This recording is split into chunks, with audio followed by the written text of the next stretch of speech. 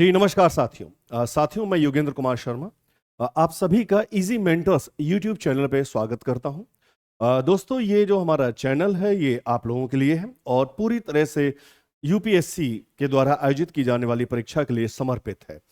ये हमारे जावेद फारूकी सर के मार्गदर्शन में ये चैनल धीरे धीरे आगे बढ़ेगा।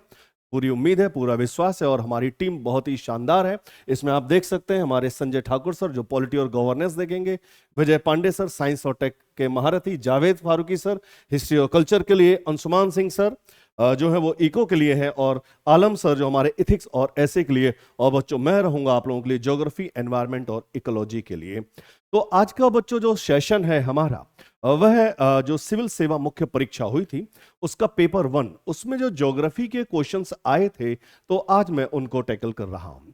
अब देखेंगे कि किस तरह के क्वेश्चन आए थे। हालांकि पेपर आपने काफी लोगों ने देख रखा है और किस तरह से उसके मतलब फ्रेमिंग की जा सकती है या किस तरह से हम लोग इसमें देख सकते हैं क्या आंसर होना चाहिए था। तो बेसिकली इन्हीं चीजों को लेके हम लोग आगे बढ़ेंगे और ये हमारा सेगमेंट है आज सिविल सेवा मुख्य परीक्षा, उसका ज्योग्राफी का सेगमेंट मैं यहाँ पर आप लोगों के साथ डिस्कस करने जा रहा हूं।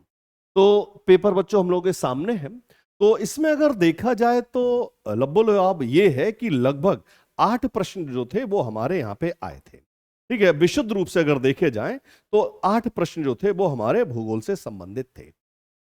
तो एक एक करके हम उन प्रश्नों को लेंगे और ये देखेंगे कि उन प्रश्नों में क्या क्या चीजें दी जानी चाहिए या किस तरह के सवाल है और क्या क्या हमारा कंपोनेंट उसमें हो सकता है जो हम आंसर लिखें। तो ये काफी महत्वपूर्ण हो जाता है बच्चों इस सेगमेंट में।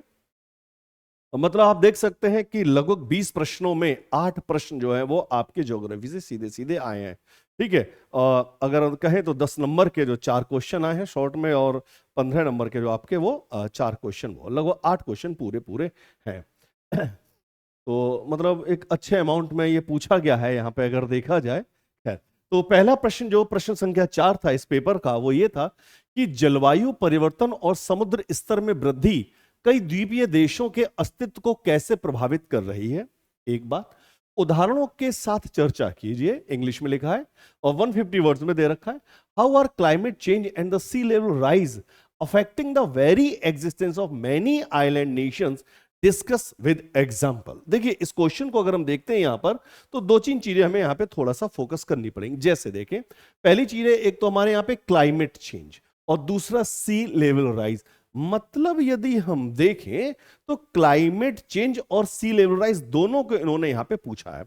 तो अगर देखा जाए तो सबसे पहले अगर क्लाइमेट चेंज को अगर हम परिभाषित करें तो भाई किसी भी तरह से, चाहे वो मानवीय तौर पे हो, एंथ्रोपोजेनिक हो या फिर अन्य कारणों से जो हमारा कह सकते हैं वायुमंडल है उसके तत्वों में परिवर्तन होना किसी भी तरह से, चाहे हम वाष्पीकरण में परिवर्तन करवा दें, तापमान में परिवर्तन हो जाए, ठीक है, या हवाओं के पैटर्न में परिवर्तन हो जाए तो हम उसे जलवायु परिवर्तन कहेंगे। अब बात यह आती है कि जो जलवायु परिवर्तन है उसका प्रभाव ही सागर तल में वृद्धि होना है। एक तो ये चीज आती है।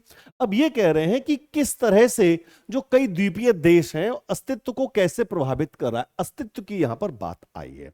देखिए बच्चों, मैं एक बात आप लोगों को हमेशा कहता हुआ चला आया हूं, अलग अलग जगह पे मैंने जहां पढ़ाया है वहां मैंने भी कहा है कि बच्चों कुछ अप्रोच हुआ करती है, हमें उस अप्रोच को इन जनरल कभी भी थोड़ा सा हम इस्तेमाल करके देख सकते हैं। ठीक है, वो होती है बेसिकली पेस्टल अप्रोच। थोड़ी सी चर्चा उसकी कर लेता हूं फिर मैं अपने मेन क्वेश्चन पे बढ़ते हैं। वो होती है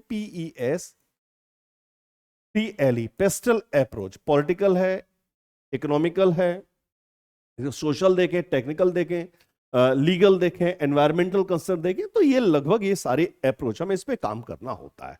खैर, तो बात ये आती है कि आखिर जो द्वीपीय देश हैं उनके अस्तित्व को कैसे जलवायु परिवर्तन और सागर तल प्रभावित कर रहा है। देखिए, यदि जलवायु परिवर्तन हुआ, चाहे मानवीय कारणों से जलवायु परिवर्तन हुआ है, हमने ग्रीन हाउस गैसेस का एमिशन किया है, उससे वैश्विक तापन हुआ और वैश्विक तापन के कारण जो हमारे ग्लेशियर हैं वो मेल्ट हुए और उस वजह से हमारे सागर तल जो है उसमें वृद्धि हुई। आईपीसीसी का जो अनुमान है, अगर हम कहें, जो आईपीसीसी के अनुमान के अनुसार लगभग 1.1 मीटर तल जो है वो 2100 तक हमारा बढ़ जाएगा। सन 2100 तक इसके तल में वृद्धि हो जाती है। अब बात ये आती है कि आखिर किस तरह से अगर हम देखें तो यहां पे जो बाधा है वो किस तरह से बाधा जो है वो पड़ रही है, मतलब इनके अस्तित्व को किस प्रकार से जो है हमारे जो द्वीपीय देश है वो कैसे। अब देखिए द्वीपीय देशों की अगर बात करें तो खासतौर से प्रशांत महासागर में आपको काफी ज्यादा द्वीप जो है वो हमें देखने को मिलते हैं, सर्वाधिक द्वीप वहां आपको मिलेंगे। फिर अगर हम अटलांटिक में देखेंगे तो वहां पर आपको द्वीप देखने मिलेंगे। हिंद महासागर या दक्षिण पूर्व एशियाई उस क्षेत्र में अगर देखेंगे तो जो हमारा कुछ प्रशांत का हिस्सा है, ठीक है, फिर हमारे हिंद महासागर में द्वीप है, तो उन देशों को ये प्रभावित कर रहे हैं। ठीक है, तो किस तरह से प्रभावित करते, तो उन चीजों को हमें यहाँ पे लेना था। तो अगर देखा जाए बच्चों, सबसे पहले तो जब सागर तल बढ़ता है, देखिए एक चीज हमेशा याद रखिए, मैंने हमेशा एक बात कही है कि कोई भी चीजों को इंटरलिंकिंग ये बहुत इंपॉर्टेंट है। जैसे जैसे हम इस चीज को सीखना शुरू कर देते हैं तो हमारे पास मतलब लिखने के लिए आपको कमी नहीं पड़ेगी, शब्द कम नहीं पड़ने वाले हैं। तो जैसे अगर हम कहें कि भाई जैसे सागर तल में वृद्धि हुई, चलो भाई मान ली सागर तल में वृद्धि हुई, ठीक है, सी लेवल बढ़ा। अब जब सी लेवल बढ़ेगा तो उससे क्या क्या प्रभाव पड़ेंगे, तो सबसे पहले मान लेते हैं इसे समझाने के लिए, हालांकि लिखना तो बहुत ही कॉम्पैक्ट उसमें है आप लोगों को। तो सबसे पहले मान लो कि अगर कोई हमारा आइलैंड है, ठीक है, और उसके चारों अगर भाई ये सागर तल हमारा ये अगर बढ़ता चला जा रहा है, तो धीरे धीरे अगर सी लेवल हमारा राइज कर रहा है, तो अगर कोई द्वीप देश है तो उस पर क्या प्रभाव पड़ेगा, उसके अस्तित्व पे संकट कैसे। जैसे अगर हमारा एक एक चीज करके हम देखेंगे, और इसको थोड़ा सा सिलेबस को भी अपने दिमाग में बच्चों बैठा के रखना है, ठीक है। अब करना क्या होता है कि जैसे हम देखेंगे कि यहां पर जैसे सागर तल बढ़ा, तो जब सागर तल बढ़ेगा तो सबसे पहले यहां पर क्या होगा कि जो व्यक्ति होंगे, जो लोग होंगे, उनका जीवन प्रभावित होगा। एक तो वहां पे बाढ़ आएगी, सबसे पहले अगर देखा जाए तो वहां पे क्या किसकी स्थिति बढ़ना शुरू हो जाएगी बच्चों, एक तो सबसे पहले फ्लड की कंडीशन बढ़ेगी, बाढ़ आना शुरू हो जाएगी। बाढ़ आएगी एक बात, ठीक है, आसपास की भूमि जलमग्न होना शुरू हो जाएगी। बाढ़ हुई और भूमि क्या हो गई हमारी, जलमग्न हो गई। इसे समझिए, भूमि हमारी जलमग्न होना शुरू हो गई। अब बाढ़ आई तो उनका जो कृषि क्षेत्र है थे वो क्या हो जाएंगे, वो डूब जाएंगे। जब कृषि क्षेत्र प्रभावित होगा तो कहीं ना कहीं खाद्य सुरक्षा भी प्रभावित होगी। खैर, जब भूमि जलमग्न हो गई तो उनका जो हैबिटेट था, आवास था, वो प्रभावित होगा। लोग वहां से जगह खाली करना शुरू करेंगे। मतलब कुछ स्थिति ऐसी आ जाएगी कि यदि ये पूरा तल मतलब डूबते चले गए तो उन्हें कहीं ना कहीं एक रिफ्यूजी के तौर पे क्लाइमेट रिफ्यूजी बनना पड़ेगा। ये हो रहा है, ठीक है।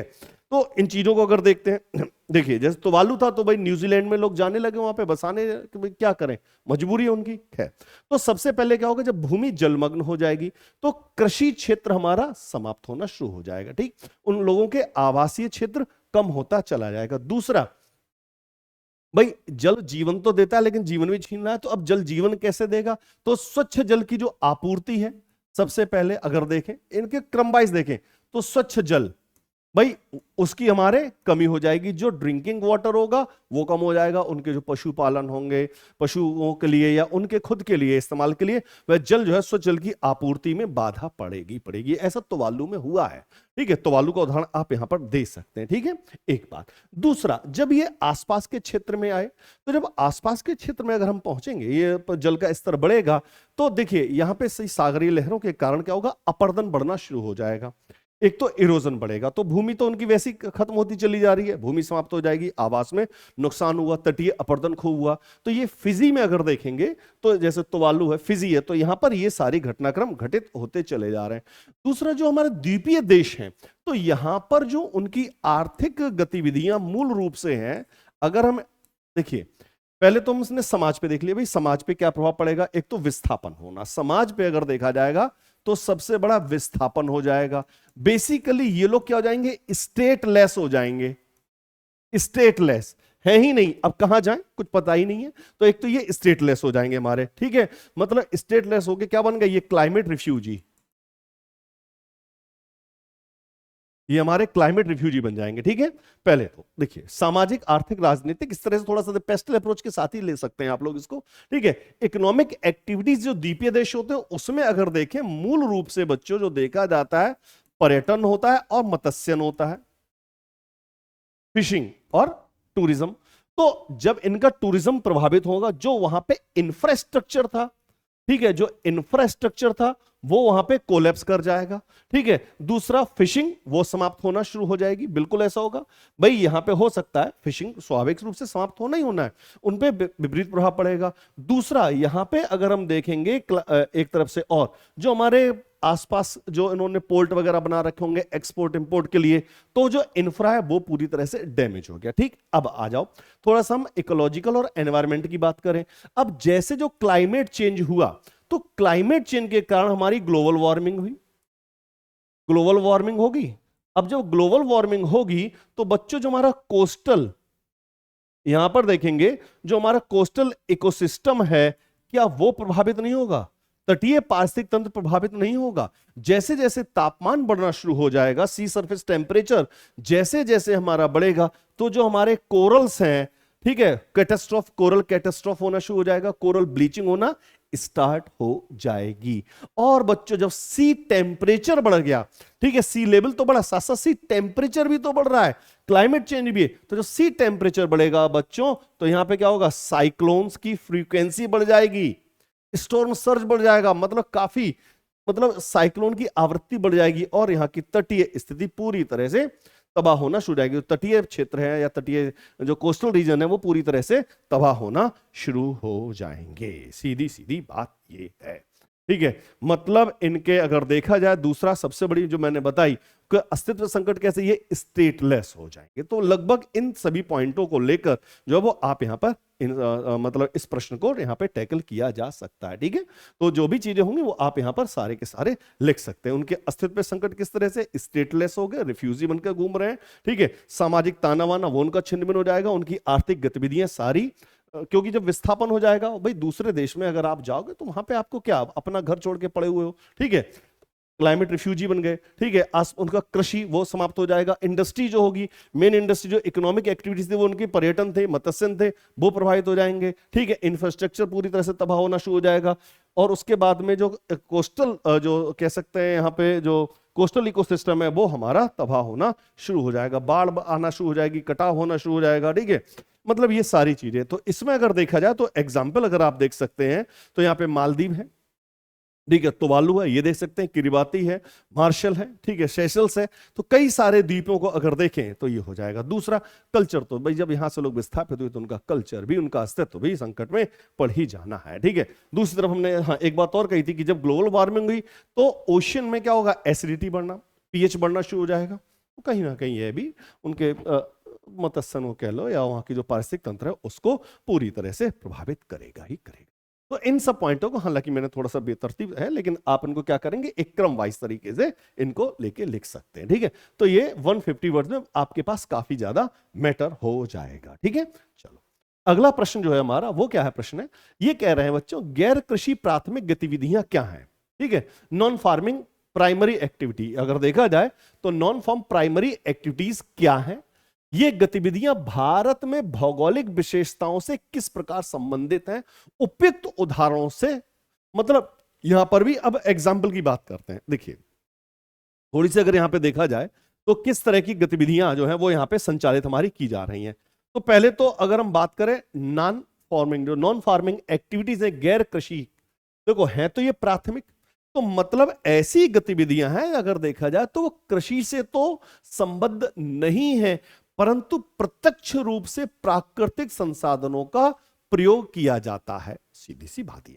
इसमें अगर हम देखें तो आप देख सकते हैं जैसे हमारे खनन, मतलब अगर देखा जाए तो अगर डिफाइन करेंगे तो वो प्राथमिक गतिविधियां जो कृषि से संबद्ध नहीं है परंतु प्राकृतिक संसाधनों का प्रत्यक्ष प्रयोग किया जाता है, वो हमारी प्राथमिक जो गैर कृषि प्राथमिक गतिविधियां कही जाती हैं। जैसे खनन हो गया, माइनिंग है, आखनन क्वेरिंग हो गया। जैसे हम लोग बात करें यहां पे माइनिंग है, क्वेरिंग है, माइनिंग है, क्वेरिंग है, फिशिंग है, फिशिंग है, एनिमल हस्बेंड्री है,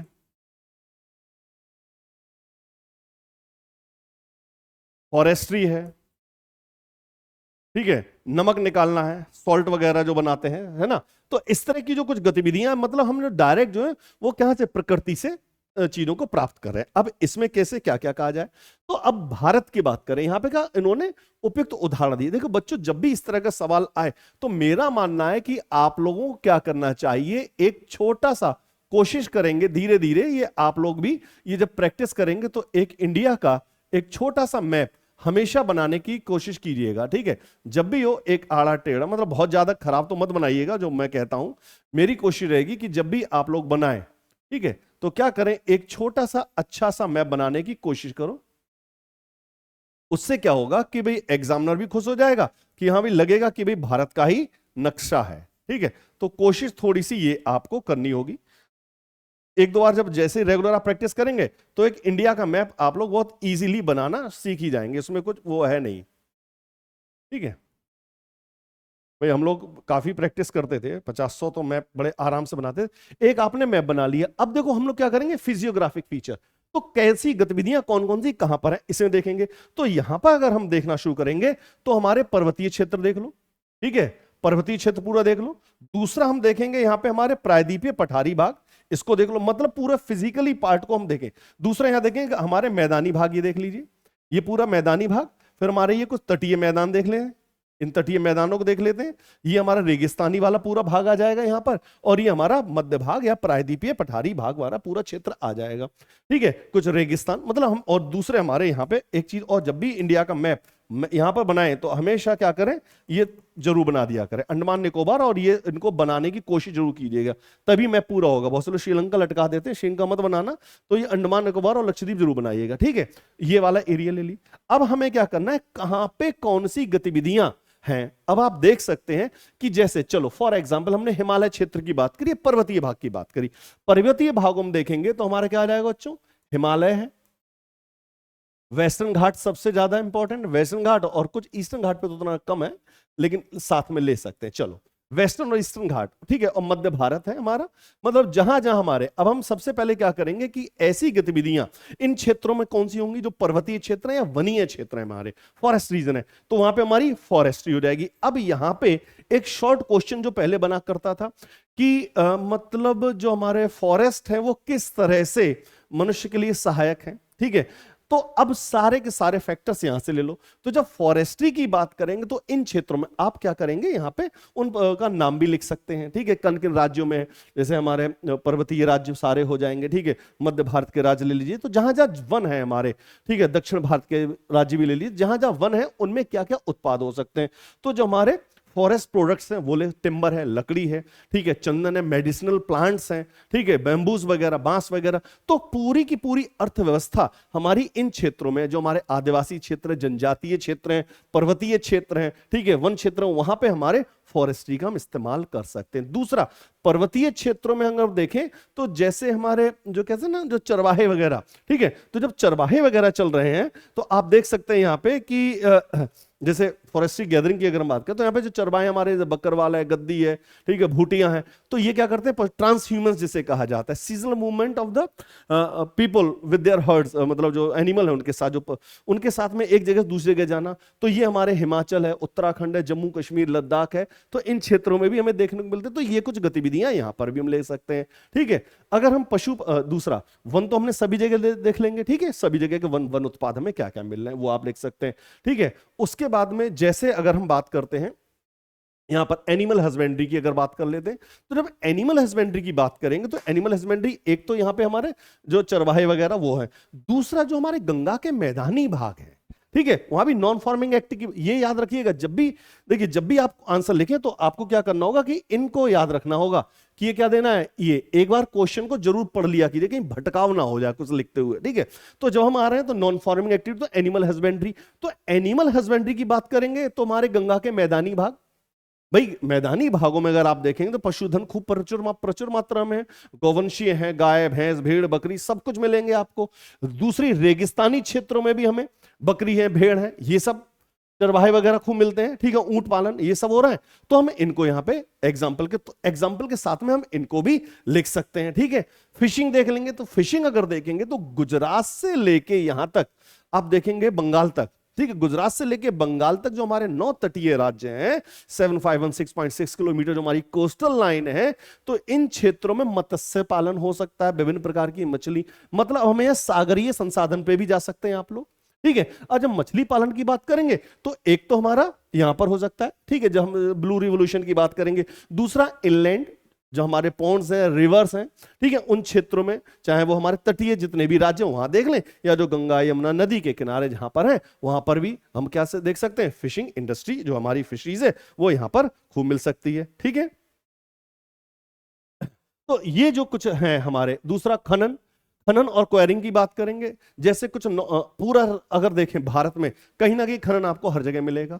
आप खनिज पदार्थ देखिए, खासतौर से सीएनपी, छोटा नागपुर पठार हमारा भाई खनिजों से समृद्ध प्रदेश है, तो वहां पे खनन से संबंधित गतिविधियां हो रही हैं, कोयला है, तांबा है, जितने भी खनिज देखेंगे। जो हमारे पर्वतीय क्षेत्र हैं वहां पर भी आपको खनन मिलेगा। राजस्थान वगैरह हम देखेंगे, मार्बल है, लाइमस्टोन है, सैंडस्टोन वगैरह, ये सारी चीजें हमें देखने को मिलेगी। कर्नाटक वगैरह जाएंगे तो आप गोल्ड की भी बात कर सकते हैं, केरला में जाएंगे मोनेजाइट सैंड की बात कर सकते हैं। तो जितने भी हमारे डिफरेंट मिनरल्स हैं तो वो रीजन आप लिख सकते हैं यहां पर। तो मिनरल है वो, क्वेरिंग, आखनन, आप रेड होल माइनिंग भी लिख सकते हो, जो मेघालय में डिजास्टर के बीच में हुई थी, आपने देखा होगा, नॉर्थ ईस्ट में भी ये सब किया जा सकता है, रेड होल माइनिंग है। ठीक है, रण के कच्छ में अगर देखेंगे तो कुछ तटीय भागों में देखेंगे तो क्या होगा, प्रकृति से नमक बनाना। तो ये सारे जो अगर आप देख रहे हैं तो जितनी भी चीजें हैं तो ये सब सारे के सारे हमारे क्या हैं, ये हमारे इससे रिलेटेड हैं। मतलब एनिमल हस्बेंड्री हो गया, फिशिंग हो गया, ठीक है, फॉरेस्ट्री हो गई, माइनिंग हो गई, ये सारी की सारी चीजें हम लोग देख सकते हैं। चाहे तटीय भागों में देख लो तो वहां पे भी ये कुछ आप देखेंगे तो वहां पे क्या होगा, फिशिंग भी होगी बड़े आराम से। हाँ, कुछ एक जगह भाई और सारी खेती। अच्छा, दूसरा पशुपालन में, फिर उसके बाद में हो सकता है कि हम लोग मधुमक्खी पालन कर लें। ठीक है, अन्य इस तरह के जितने भी कल्चर हैं वो आप वहां पे कर सकते हैं।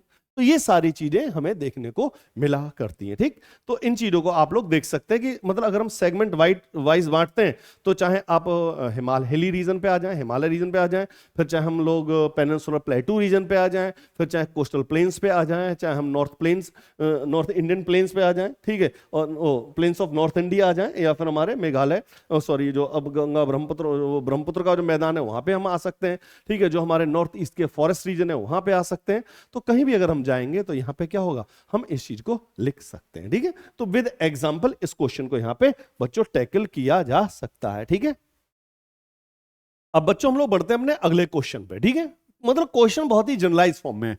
अब ये आया है कि उपयुक्त उदाहरणों के साथ, ठीक है, हमें क्या करना है, भारत में सौर ऊर्जा उत्पादन के पारिस्थितिक और आर्थिक लाभ, मतलब हमें देखना है ecological and economic benefits of solar energy generation with suitable example. तो ये भी 150 वर्ड 10 मार्क्स का क्वेश्चन है। ठीक है, तो 150 वर्ड्स की अगर बात करें तो लगभग ये मान के चलो 15 लाइनें लिखनी है। एक लाइन में अगर आपके 8 से 10 शब्द आते हैं तो 15 शब्दों में लिखना है। तो बहुत ही, देखिए एक चीज और याद रखना, मैं हमेशा एक बात बताऊं कि जीएस पेपर में जब भी लिखे जाते हैं तो वो आंसर को अगर वर्टिकली लिखा जाए पॉइंट फॉर्म में तो ज्यादा उसका इंपैक्ट रहता है। खैर, तो अगर सोलर एनर्जी की बात करें, तो अगर भारत की बात करें तो ये टारगेट रखा गया है कि लगभग 2030 तक सोलर एनर्जी की बात करें, भाई आईएसए का तो गठन हो ही रखा है, आपको पता ही होगा। 2030 तक ये है कि 45% भाई जो हम इस पे पहुंच जाएंगे। दूसरा, नेट जीरो कार्बन इमिशन, ये भी याद रखिएगा, ये लिखना होगा।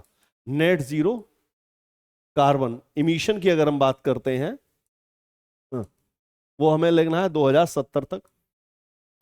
काफी लंबा टारगेट है। तो इस सेगमेंट में अगर देखें तो हम सोलर एनर्जी पे रिलाई कर सकते हैं। अब सोलर एनर्जी के लिए क्या जरूरत है भाई, धूप है ना, वो जादू धूप है ना, वैसे ही। तो आप ये समझिए कि अगर बात करते हैं इंडिया की, भारत के परिप्रेक्ष्य में ही देना है इसे, तो भारत में अगर आप देखें तो लगभग कितने दिनों तक धूप निकलती है, आप खुद देखें, अच्छी खासी धूप रहती है। मतलब अगर सर्दियों के 2 महीने छोड़ दें, 2 महीने छोड़ दो, लगभग 60 दिन छोड़ दो, ठीक है, जो कोहरा वोरा हल्का फुल्का रहता है वो भी सर्दी भी अब काफी कम पड़ने लगी है। लगभग अगर देखें तो 300 प्लस डेज हमें प्रॉपर सनलाइट मिलती है। हमें प्रॉपर क्या मिलती है बच्चों, सूर्य का प्रकाश हमें मिलता है।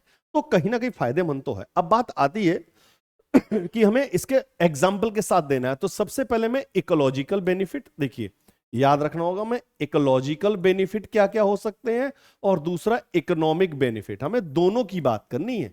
बहुत ज्यादा भटकाव मत लाइएगा, be specific, ecological and economic. इस क्वेश्चन को हमें क्या करना है, इनमें डिवाइड करना है।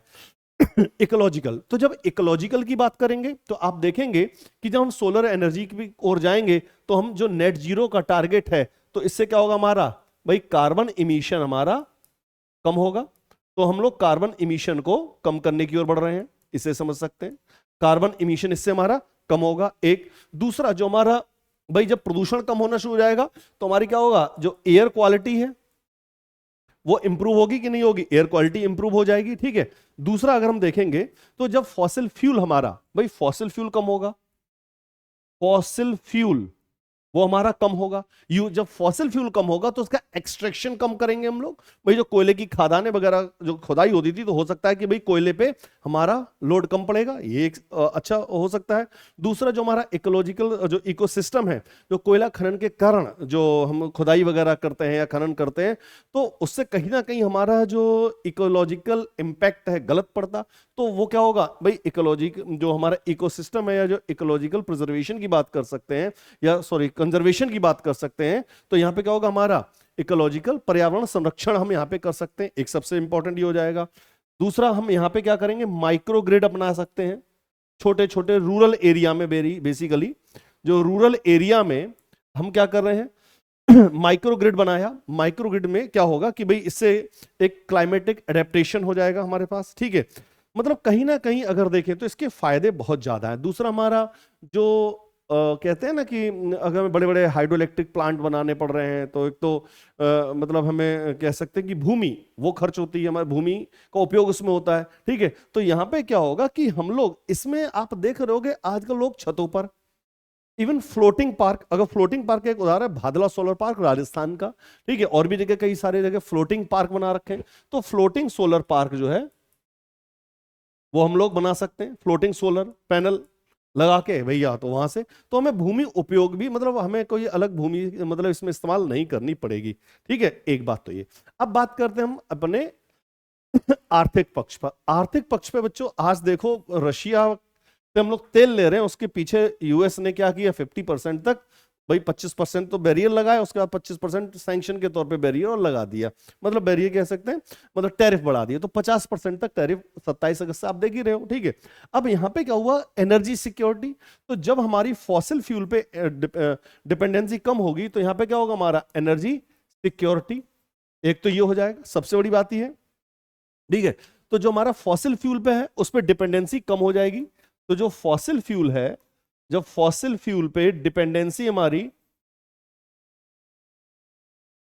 घटती चली जाएगी, निर्भरता हमारी जीवाश्म ईंधन पे कम हो जाएगी, तो जो हम आयात करते हैं तेल, वो हमारा क्या होगा, बेनिफिट होगा। एक फायदा ये होगा, नहीं होगा, बिल्कुल होगा।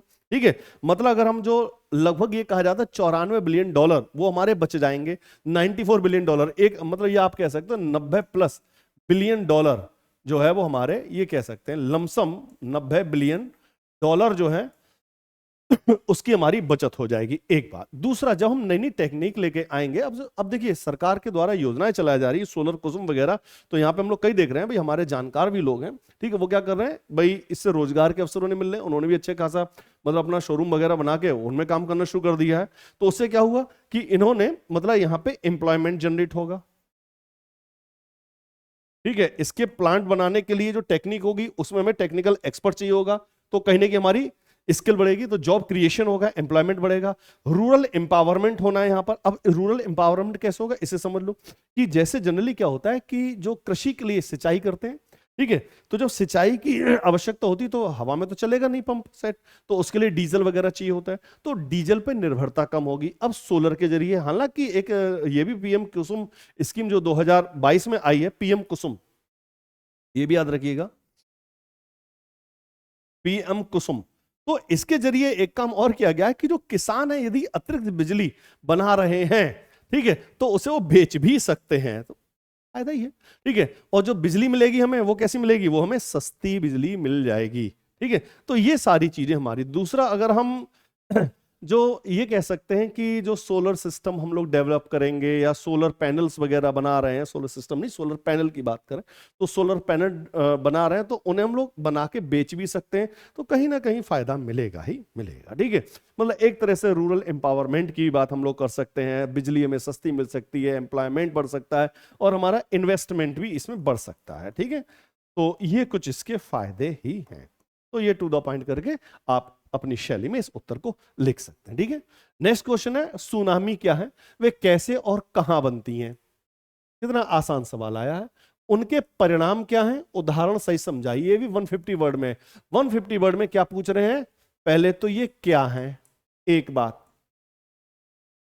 कैसे और कहां बनती हैं, उनका परिणाम और उदाहरण। मतलब आप लोगों को 150 शब्दों में इतनी सारी चीजें देनी है। ठीक है, अब आप समझिए सुनामी को अगर हम डिफाइन करें तो ये लॉन्ग, ये लंबी तरंग दैर्ध्य वाली सागरीय तरंगे होती हैं। ठीक है, जो किस कारण से जनरेट होती हैं, जो सागर की तली में जो अचानक जो जल का विस्थापन होता है उससे। इसे समझा देता हूं, हालांकि आप लोग तो सब पढ़े हुए हैं, बट फिर भी मान लो जैसे कि कहीं पर ये सागर की तली है, ठीक है, मान लो, और यहां पे ये प्लेट है, तो हो सकता है कि यहां पे ये प्लेटें एक दूसरे से दूर जा रही हो। सी फ्लो स्प्रेडिंग अभी यहां पे भी आएगा।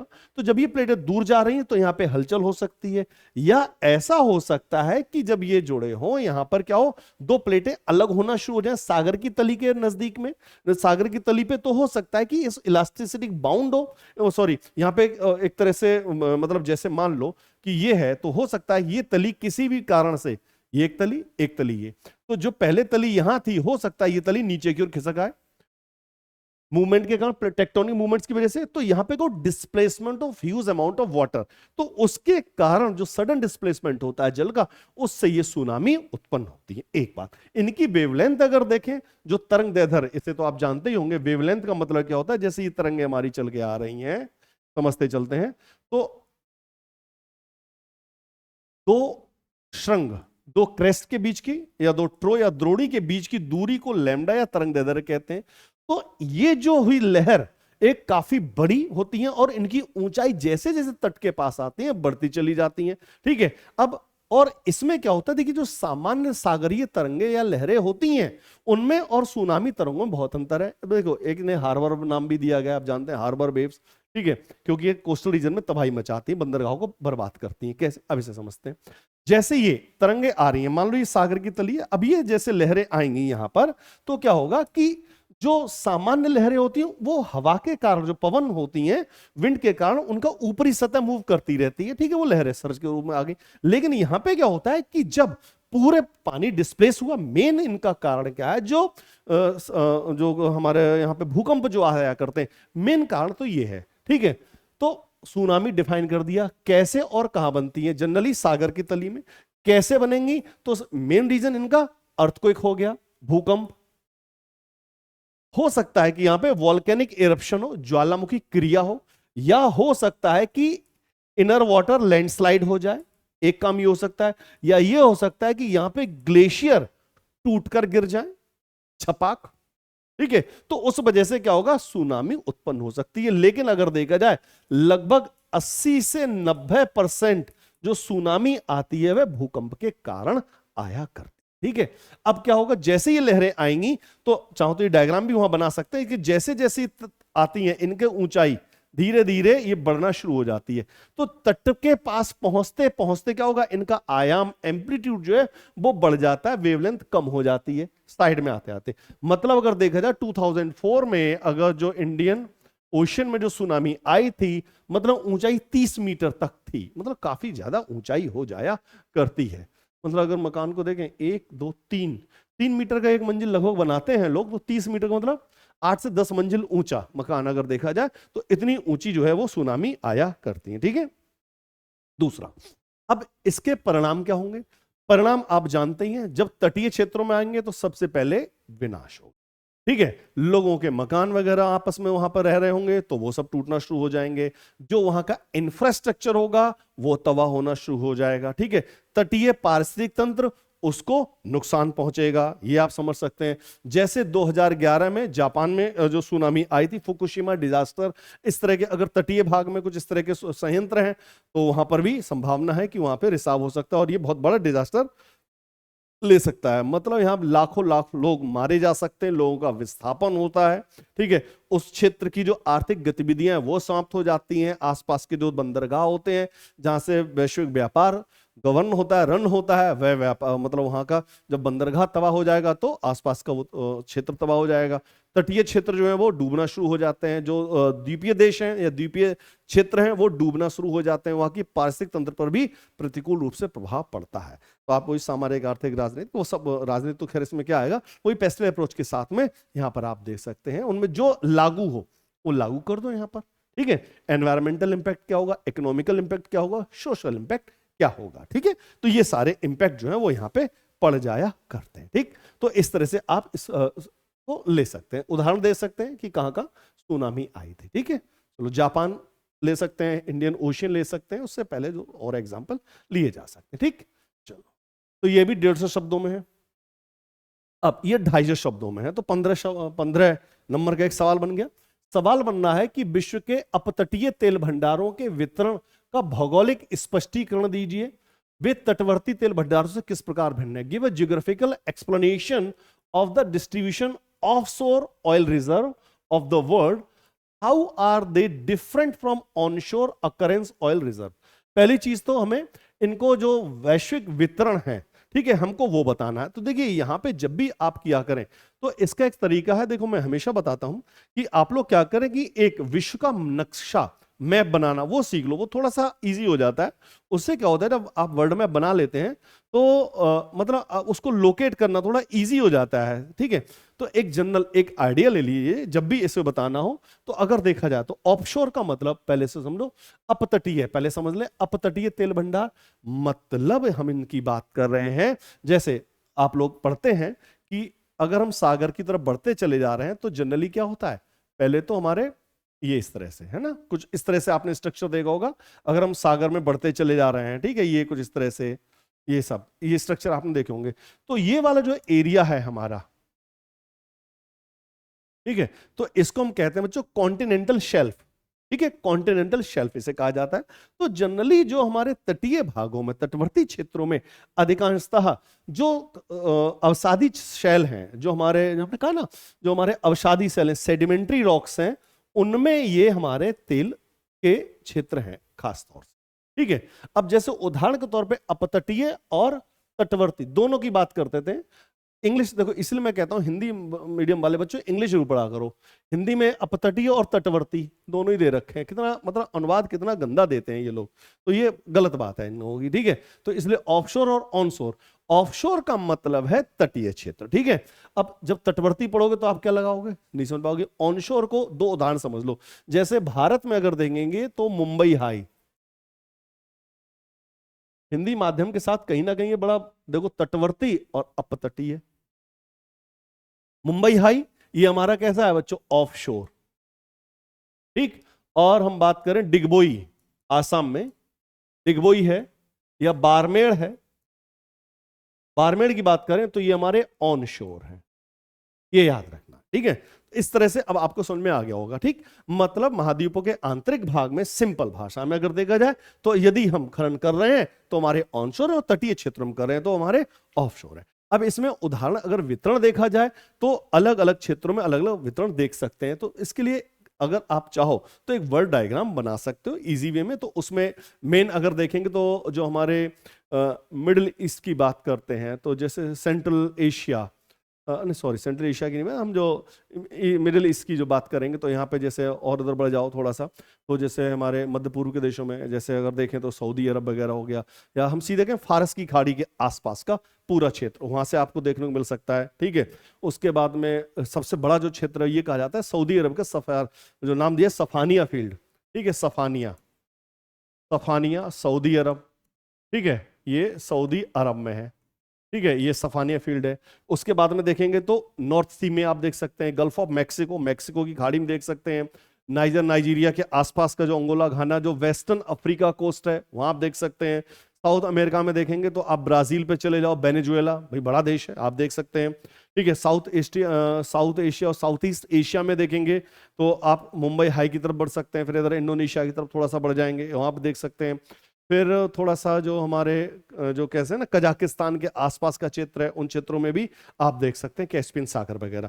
तो जितने भी हम इनमें देखेंगे तो उसका तरीका यही है कि एक मैप बनाओ और दिखा दो भाई ये क्षेत्र है हमारे, कि यूएस का मैक्सिको की खाड़ी, फारस की खाड़ी कहाँ कहाँ है, ये आप दिखाते चले जाओ। ये सबसे एक बेस्ट तरीका रहता है, एक तो ये काम करना है आपको। ठीक है, आर्कटिक सी में भी शुरू कर दिया गया है। ठीक है, तो यहाँ पे देख सकते हैं जैसे जैसे ग्लोबल वार्मिंग के कारण कुछ चीजें पिघल रही हैं, आइस मेल्ट हुई है, तो वहां भी खनन वगैरह काम शुरू किया जा रहा है। ठीक, अलग देशों का इंटरेस्ट है, हम उस पर खैर नहीं जा रहे हैं। तो लेकिन अगर देखा जाए तो बेसिकली जो कॉन्टिनेंटल शेल्फ हैं, यहाँ पे अगर देखेंगे जो अपतटीय हैं, लगभग अगर विश्व का देखा जाए तो लगभग ग्लोबल क्रूड ऑयल 30% वो हमारा ऑफशोर ही है। ठीक है, समझते हैं। अब आता है दोनों में अंतर। मेन यहां पे क्या पूछा गया, दोनों में डिफरेंस। भौगोलिक स्पष्टीकरण तो आप दे ही देंगे, ठीक है, दोनों से भिन्न कैसे हैं, अब दोनों में हमें अंतर करना है। अब पहली चीज देखो कि अगर तटवर्ती की बात करेंगे तो सॉरी अपतटीय, ऑफशोर की बात, इंग्लिश वर्ड ही बच्चों में यूज करूंगा क्योंकि तटवर्ती उन्होंने बड़ा गंदा अनुवाद दिया है, तो इसे देखेंगे ऑफशोर, ऑफशोर और ऑनशोर। ठीक है, अब दोनों में अंतर देख लो। तो पहले तो इनकी लोकेशन, तो सबसे पहला जो अंतर आएगा बच्चों वो आएगा इनका लोकेशन में। तो लोकेशन देखेंगे तो ये कहां पे होंगे बच्चों, कॉन्टिनेंटल शेल्फ से होंगे जितने भी हैं। तो यहां पे मुंबई हाई का उदाहरण दे सकते हैं, मुंबई हाई है, मैक्सिको की खाड़ी है, ये सब पूरा उदाहरण आप दे सकते हैं। ठीक है, एक बात। दूसरा, अगर इसको देखेंगे तो जनरली जो ऑनशोर होंगे वो इनलैंड में पाए जाएंगे और ये भी सेडिमेंट्री चट्टानों में मिलेंगे। ठीक है, अवसादी क्षेत्रों में मिलेंगे, अवसादी शैलों के क्षेत्र में पाए जाएंगे। यहाँ पे डिगबोई का उदाहरण दे सकते हो, बारमेड़ का उदाहरण आप दे सकते हो। दूसरा, अब इनको जो दिक्कत आती है कि कहाँ पे मतलब दोनों में अंतर है, तो सबसे बड़ी बात ये आ जाएगी कि इनको अगर निकालना है तो एक्सट्रैक्शन कॉस्ट, मतलब इनको निकालने की। अब देखिए, अगर हम तटीय भागों में देखेंगे तो आपने मुंबई हाई का कभी देखा होगा, तो सागर से दूर वो एक बड़ी सी मीनार सी होती है, उसमें आग सी निकल रही होती है ना, तो एक प्लेटफॉर्म बनाया जाता है। तो वहां पे दूसरा भाई लहरें आती रहती हैं, तो उसका जो खनन है उसकी तकनीकी अलग। ठीक है, यहाँ साधारण तकनीक काम चल जाएगा, वहां तकनीकी जटिलताएं हैं, एक बात। दूसरा, जो कॉस्ट है, जो प्लेटफॉर्म वगैरह बनाना, उसको निकालना, तो कॉस्ट भी ऑफशोर की ज्यादा है, इसकी कम हो जाएगी। तो इस तरह से कुछ चीज। दूसरा, मान लो अगर हमने सागर तट से तटीय क्षेत्रों में निकालना है, तो जनरली क्या होता है कि तेल रिसना फैलना ये सब हो जाए, तो आसपास का जो पारिस्थितिक तंत्र है उस पर प्रतिकूल प्रभाव पड़ता है। हालांकि इस पर भी प्रभाव पड़ता है, आसपास की सॉइल है या वाटर है, जो बॉडीज हमारी वो कंटामिनेट हो जाया करती हैं। ठीक है, बाकी थोड़े से तकनीकी वगैरह का इस्तेमाल। तो ये कुछ अंतर जो है, टेक्नोलॉजिकल डिपेंडेंसी है या कुछ एनवायरमेंटल रिस्क की बात करें। और अगर सागर में देखें तो सागर क्षेत्र में विवाद के क्षेत्र भी ज्यादातर पाए जाएंगे। जैसे भारत अपना क्षेत्र बढ़ाना चाहता है, ठीक है, भाई EEZ, बेसिकली EEZ की अगर बात करें तो यहाँ पे EEZ, इसको लेके विवाद अक्सर रहता है। चाइना का आप देखते हैं दक्षिण चीन सागर में जो यहाँ पे विवाद देखेंगे तो साउथ चाइना सी, तो इसको लेके विवाद रहना। सीमावर्ती क्षेत्र भाई ये हमारा ही हमारा, तो वो बात रहता है। लेकिन इनमें इस तरह के विवाद नहीं, क्योंकि वो हमारी भूमि के अंतर्गत है, तो हम वहां से निकाल सकते। तो ये कुछ बच्चों यहाँ पे अंतर जो है वो आपको यहाँ देखने को मिलेंगे। ठीक है, नेक्स्ट क्वेश्चन पे बढ़ते हैं।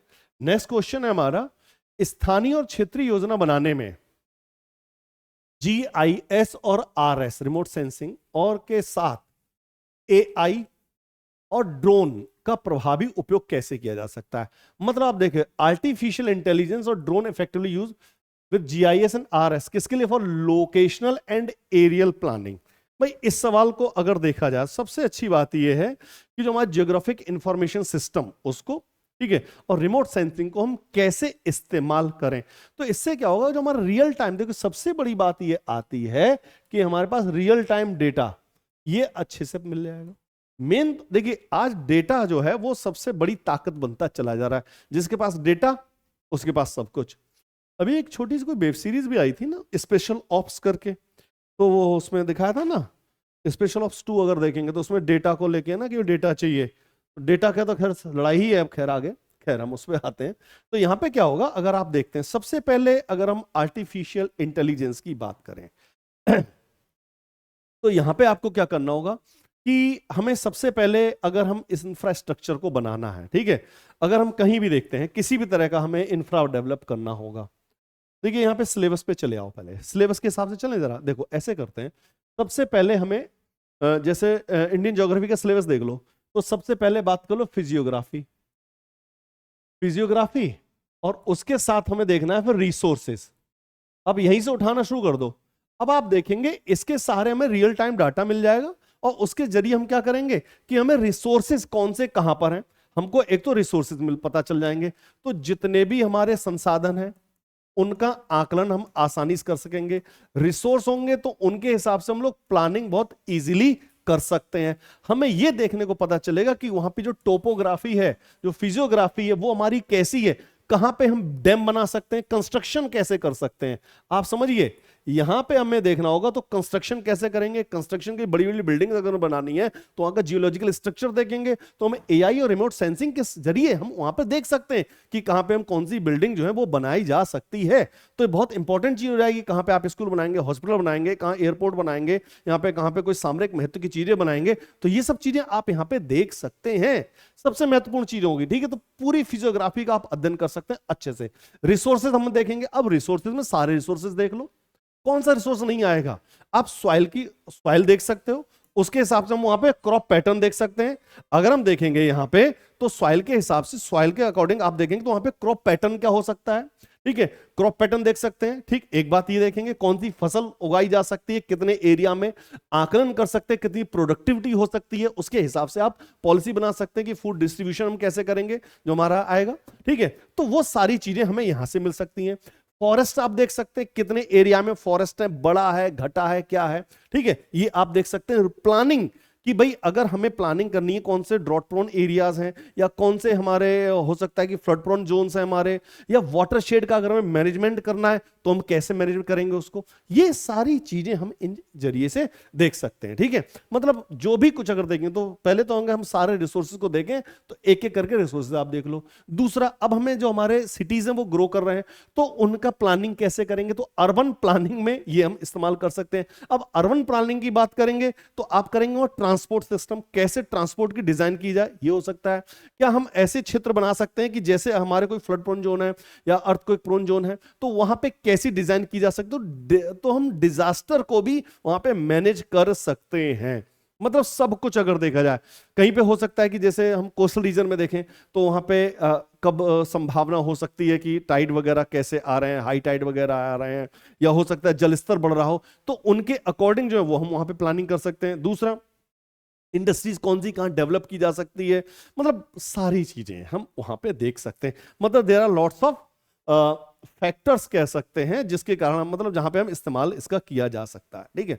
जितने भी आप देखेंगे, आप पूरा इंडियन ज्योग्राफी का सिलेबस ले लो एक तरह से। रिसोर्स हो गए, रिसोर्स के बाद में रिसोर्स में सॉइल आ गए, एग्रीकल्चर भी इसी में ऐड कर दो, एग्रीकल्चर देख लो, ठीक है। मिनरल्स देख लो, कहां पे मिनरल्स हैं ये देख लो, मिनरल मैपिंग वगैरह कर लो।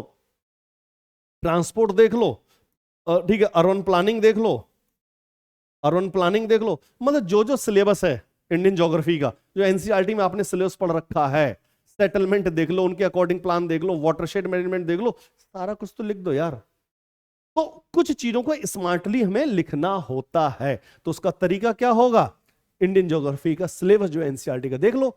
नहीं आ रहा समझ में तो अपने आप लिख जाओगे, वो चीजें याद आ जाएंगी, ठीक है। तो ये एक तरीका होता है आंसर को टैकल करने का, ठीक। नेक्स्ट क्वेश्चन देखेंगे, ये कि ग्रह के महाद्वीपों और महासागरीय बेसिनों के आकार और बेसिनों के माप में क्रिस्टल द्रव्यमान में बेसिकली क्या है, ये टेक्टोनिक एक्टिविटी अगर देखेंगे तो यहां पे इन्होंने बात की है प्लेट टेक्टोनिक की और sea floor spreading, sea floor spreading और कॉन्टिनेंटल ड्रिफ्ट, कॉन्टिनेंटल ड्रिफ्ट। तो आप देख सकते हैं कि जो मेन आधार है यहां पे, देखिए ये सारी थ्योरी को उन्होंने एक साथ पूछने की कोशिश की है, थ्योरी के बारे में आप कितना जानते हैं। तो अगर हम देखें तो सबसे पहले आर्थर होम्स का सिद्धांत देखते हैं, तो उसमें क्या होता है, आपको पता है कि जो मेंटल में चलने वाली जो मैग्मा है, जो फ्लो ऑफ मैग्मा, उसके कारण क्या होगा, प्लेट है वो मूव करती हैं, और प्लेट जो क्या है बेसिकली जो रिजिड लिथोस्फेरिक स्लैब है हमारा, वो क्या है, वो हमारी प्लेट है। तो उन प्लेट का मूवमेंट, उन प्लेटों के मूवमेंट से क्या क्या इंपैक्ट हो रहे हैं, तो भाई यहां पे क्या है, महासागर और महाद्वीप दोनों के आकार बन रहे हैं। पहले आप देखेंगे क्या था, पूरा का पूरा एक साथ था, जिससे हमने क्या नाम दिया, पेंजिया, ठीक है, पेंजिया, देन पेंथालासा, डिवीजन हुआ कार्बोनिफेरस युग में, डिफरेंट हमारे लैंडफॉर्म बनते चले गए। तो आप क्या करना है, कुछ नहीं, सीधे सीधे बनाते चले आओ कि भाई ये हमारे स्ट्रक्चर बने। ठीक है, ये आप देखेंगे इस तरह से हमने क्या क्या बना दिए, इजी वे में आप बना दो, बहुत ज्यादा लोड नहीं लेना, बस बच्चों इतना याद रखना।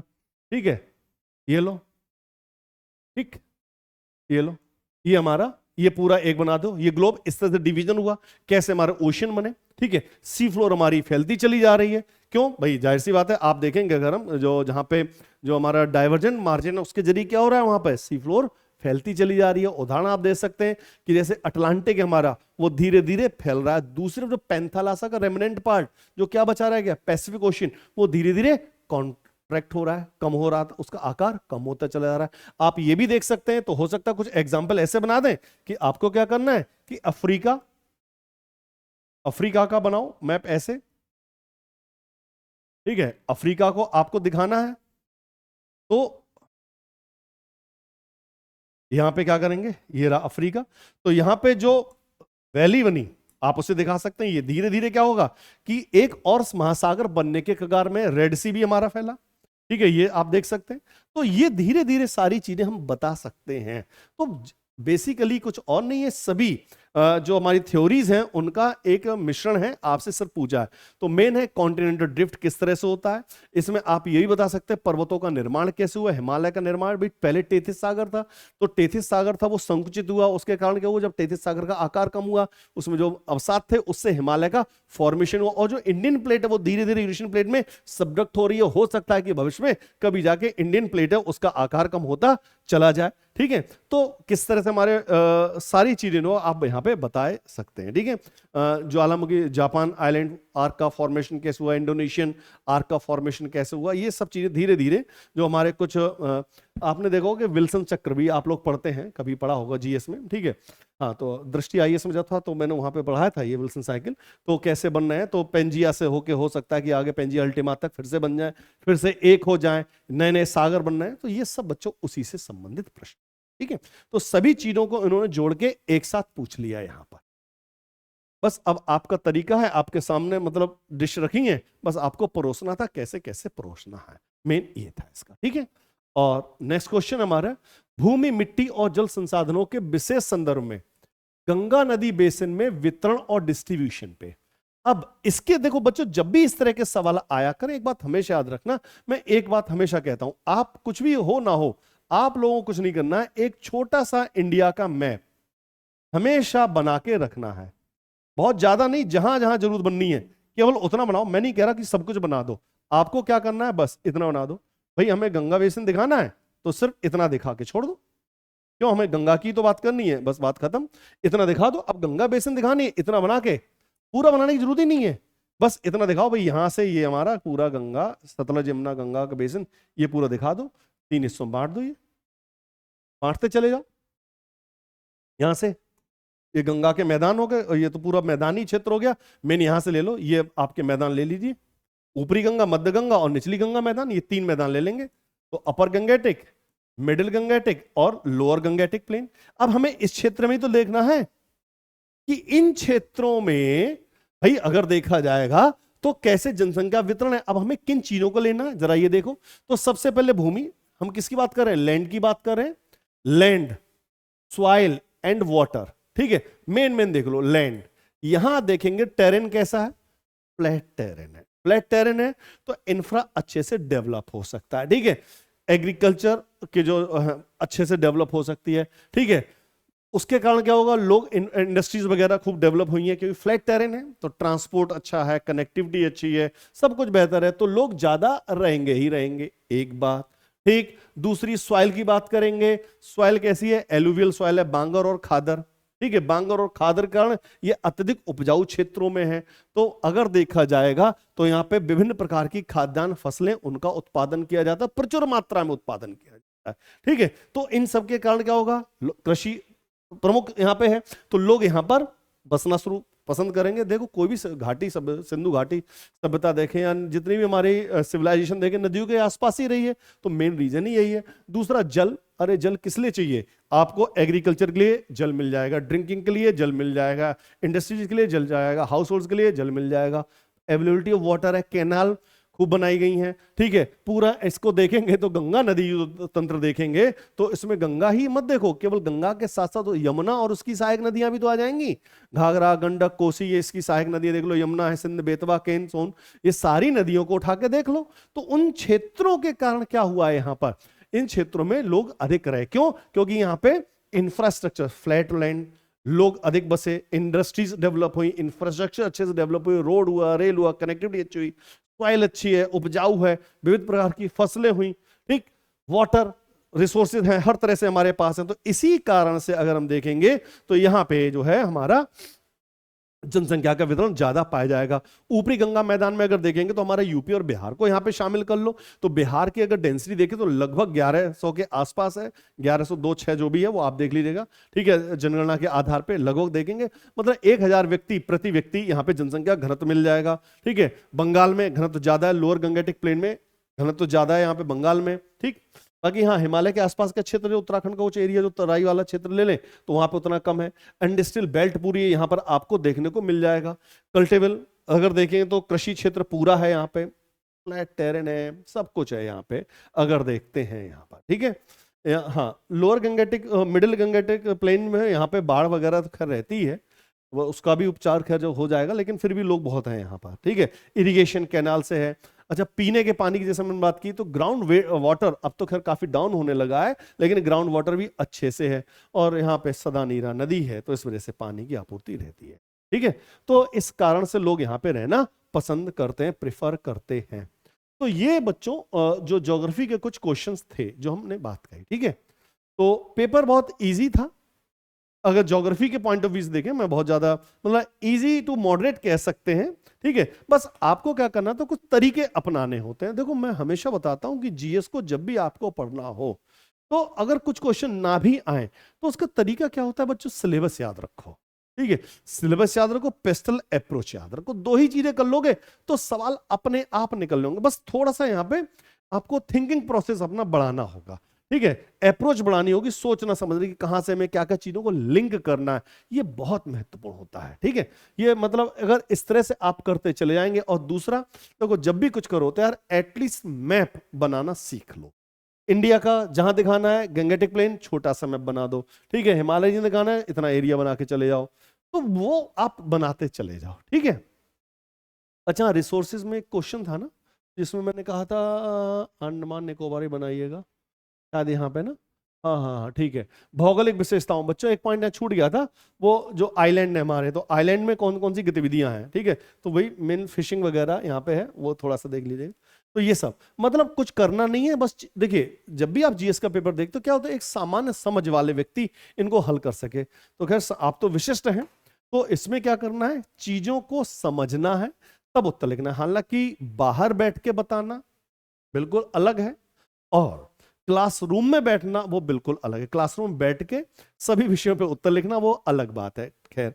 लेकिन जब आप इस तरह से प्रैक्टिस करते हैं, चीजों को उस अप्रोच को लेकर चलते हैं, 360 degree view of thought process आप लेके चलते हैं, पेस्टल अप्रोच को अपना के चलते हैं, चीजों को लिंक करना जब शुरू कर देते हैं बच्चों, आप लोग जब रेगुलर प्रैक्टिस आंसर राइटिंग की करेंगे तो ये सारे आंसर आप लोगों के लिए कोई बड़ी बात नहीं रहने जा, ठीक है। अंत में बच्चों मैं ये कहना चाहूंगा कि जो हमारी टीम है बहुत ही शानदार टीम है, ठीक है। हम लोग आपके साथ बहुत जल्द ही आ रहे हैं, ठीक है। पूरा फुल फ्लैश टीम है हमारी, और जो हमारा एक आईएएस फाउंडेशन बैच 2026 बिल्कुल आ ही रहा है, हिंदी और इंग्लिश मीडियम दोनों में ही होगा। तो सारे एजुकेटर जो आप जान ही रहे हैं, संजय ठाकुर सर हैं, Vijay Pandey sir, Javed Farooqui sir, Anshuman Singh sir, ठीक है, आलम सर और मैं, ठीक।